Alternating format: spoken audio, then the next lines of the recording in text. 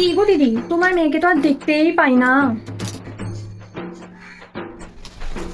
বাবা ললিতার মা, তোমার তো দেখি নিজের মেয়ের থেকে আমার মেয়ের চিন্তা বেশি।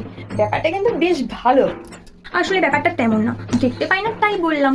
তোমাদের কোনটা সুবিধা বলো তো, আমার মেয়ে বাড়িতে থাকলে না আমার মেয়ে বাইরে থাকলে?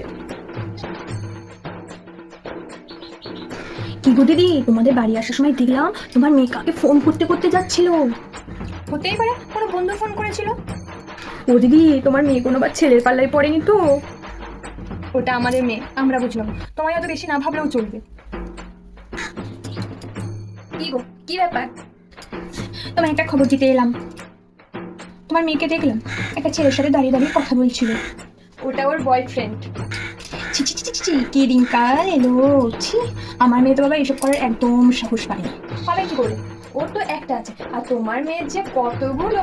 ধরা পড়ার ভয়ে আমাকে ডাকছে বুঝলে, আমি আসি, পরে আসবো, ঠিক আছে? হ্যাঁ হ্যাঁ, যাও, এসো আবার।